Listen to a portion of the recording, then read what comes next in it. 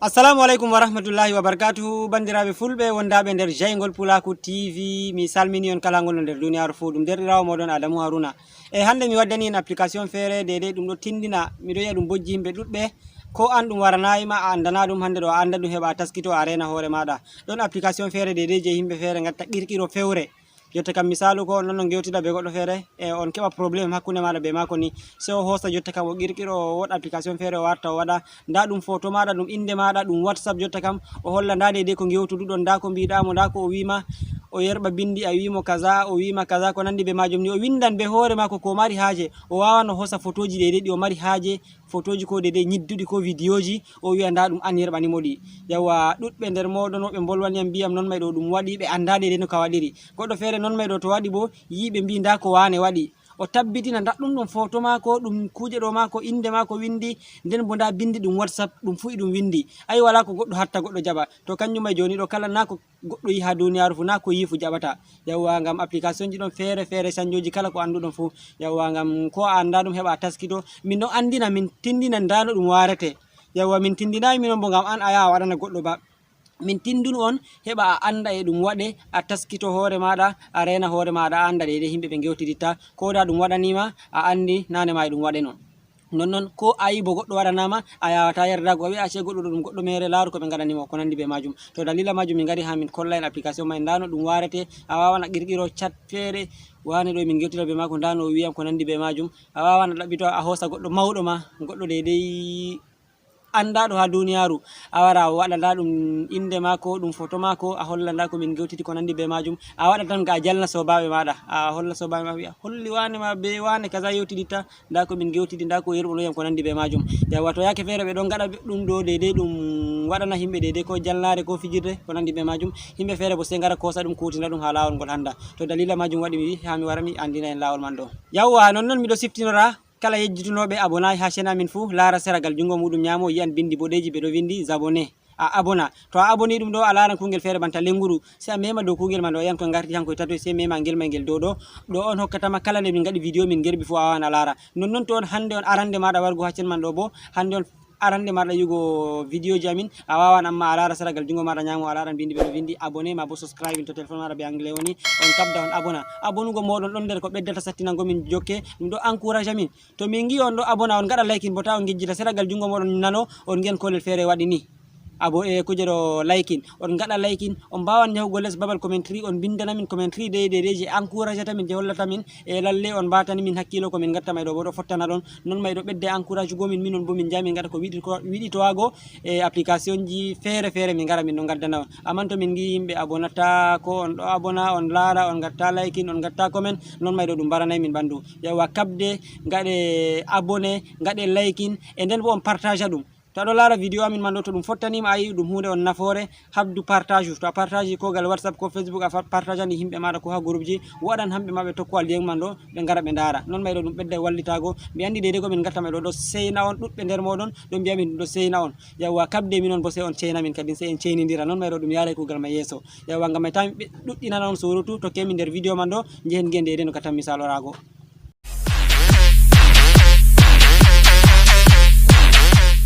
Arande man ɗo ni to a wari a yahan Play Store a télécharge application man, a nasta Play Store ma banni, mi tammi mo fu andi Play Store jotta kam. To a nasti Play Store sai a wara babal windugo ɗo, sai a wara a winda WhatsApp Frank, daɗɗuma déjà min kawi ɗum windi a lari WhatsApp Frank, a lara a winda exactement banni. To a windi a timmini sai a mema dow majum, ɓawo to a windi a timmini ɗum waddonete nda application mai hanga woni ɗo, a lari nga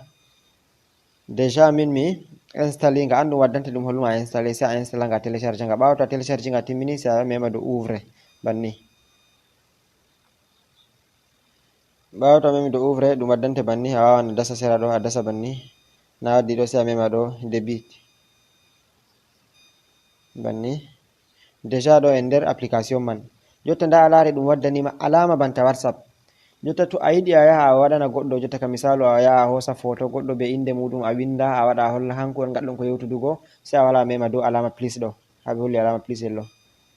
To a memi dow majum ni nda ɗo ɓe holluma a waɗa déjà kuje ɗo nouvelle discussion, sai a mema dow kungu ɗo banta hollota alama contact el ɗo, sai a mema dow majum banni sai a mema autorisé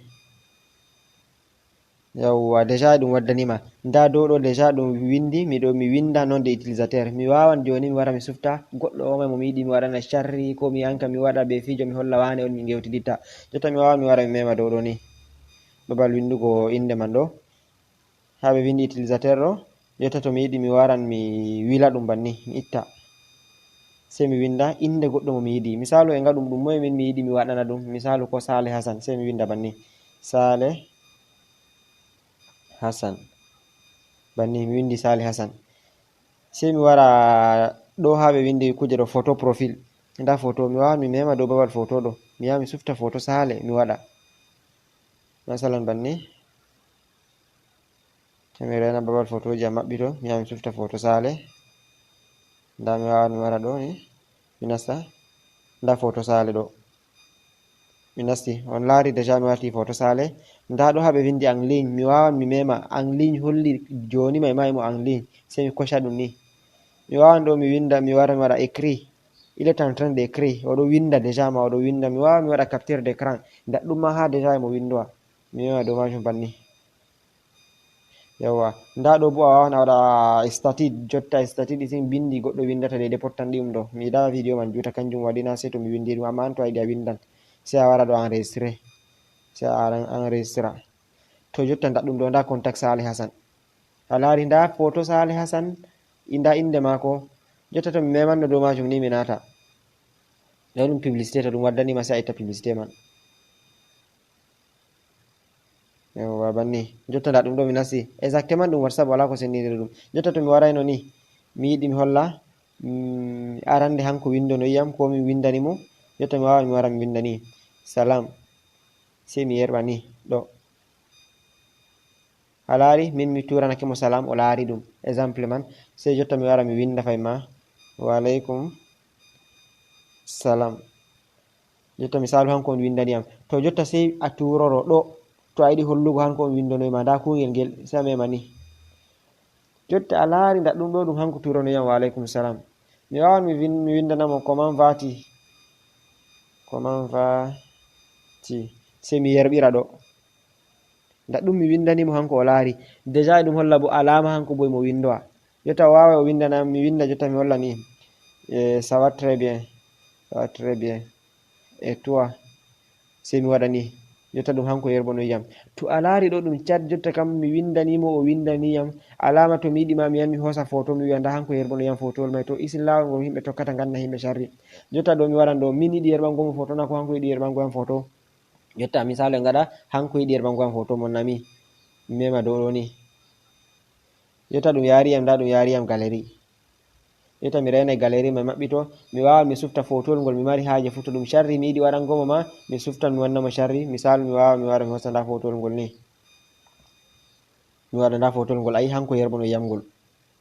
to ɗo mi wawan mi hosa photoji goɗɗi ñidduɗi ko vidéoji ñidduɗi mi hosa mi yerɓa mi wiya ɗum hanko on windonoyam hanko on yerɓonoyam ɗi nda ko min gaadi nda ko o windaniyam o wollonoyam bolleji lattiɗi ɗi laftare ko nandi be majum yawwa to jotta banniɗo ɗo ko yerɓaniyam mai kala ko yerɓaniyam mi yerɓanimo fu mi wawan mi hosa mi waɗa capture d'écran screenshot jotta mi wawan mi dasa dow ɗo ni mi wara mi mema ɗo sai mi rena ɗum waɗa capture d'écran jotta laari ɗum filmake capture d'écran ɗo mi wawan mi hosa ɗum enregistra mi wawan mi yerɓana ɗum goɗɗo gal WhatsApp to mi yerɓanteno ɗum ni jotta nda ko mi wadi be Saleh Hassan nda ko yerɓonoyam nda ko min mbiɗi wala ko wattama tabbitingo hunde mai nda ɗum a yiya ɗum nder WhatsApp nda ɗum inde Saleh Hassan nda photo profile mako nda mi yerɓanimo nda ko yerɓaniyam wala ko wattama jaɓugo yawa to ɗon lawol ngol ɓe tokkata yake feere ɓe zambo goɗɗo ɓe gaɗana ɗum gazafi ɓe pewana ɗum ɓe mbiya nda ko wi kambo wiyayi yawa dalila majum hani himɓe fu taskito a anda be mo gaddata mu'amala a anda bo na kala ko giɗa fu hani gertoɗa yawwa to ɗon lawol woɓɓe ɓe gaɗi lawol man ɗo misalu koda ɗum goɗɗo mawɗo mo a yi'a a yottaki de gewtiɗon be mako ko ɗum artiste feere ko ɗum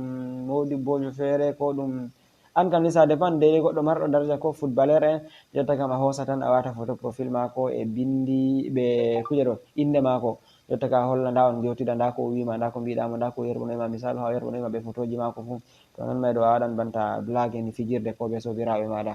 ɓe holli wane ha be wane yewtiditta to ɓe gaɗi ɗum dalila banni himɓe feere bo ɗo tokka lawol mai heɓa zambo woɓɓe gannaɓe kuje ɗo yawa to ngam mai hani moe fu taskito lawol man ɗo ɗo dammuɗum dede ko mi waɗi ha mi tindina en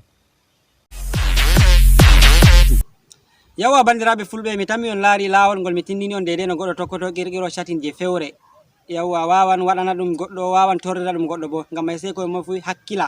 na kala ko giiɗa fu a yerdoto ko ɓe gaddanma fu ɓe mbima kaza ɗo waɗi a wi'a lallay ɗum waɗi wane ɗo ɗum goɗɗo mere an bo sey a hakkila be yimɓe ɓe waddata mu'amala a wawan a waɗa mu'amala be goɗɗo bana no mi tindini en ha ɓawo to on gari on keɓi probléme seɗɗa ni o wara o hoosa o hawra tan nda ko wane yerɓonoyiyam nda vidéo ji dede ɗi laftare ko photo ji ko nandi be majum yawa ngam dalila majum waɗi min mbi accu min gaddanayi vidéo ɗo min tindina en dede application may non warete yawa mi ɗo yelo bo on gaɗi subscribe non aboni ha nder chaîne amin ɗo kabde useni bandiraɓe fulɓe ballite abonné ba non no min mbiyata on abonné ɗon to non abonné ha chaîne man ɗo on ɗon gaɗa like non ɗon gaɗa share non partage ɗum yimɓe ɗon dara non mayɗo ɗum ba min mbi on ɗum ɓedde sattinango min jokke yawa min gaɗa ko waddanoy gon vidéo ji ba non no min mbi on inde chaîne amin Jaygol Pulaku TV min dinga waddangol jaygol kam jayli kam feere feere ngam heɓa kala ko ɗum waddanma fu diga to a laarini a andi ɗo ɗum gonga ɗo ɗum fewre na en jooɗo enen kala ko ɓe gaddi ko goɗɗo yi fu wi'a wane kaza ɗo ɗum gonga ko ɗum gaddanma fu ɗum gonga goɗɗo wawan hawranma hunde nde fewre waddanma wima da ko wane waɗi mbiya e ɗum gonga tan an kam yawa Jaygol Pulaku TV wari ngam dede dinga famtingo on dede hunde handude to a laari kaza ma andi ɗo ɗum gonga to a laari kaza bo andi ɗum fewre dalila majum on gaɗi min maɓɓiti Jaygol Pulaku TV kabde abonné gaɗe like gaɗe partage kabde bo on jaa less on ganna min on accana min commentary je encouragement je ɓeddata encourage go min yawa bandiraɓe fulɓe ɗum derrawa moɗon Adamou Haruna on jarama sey wakkatire feere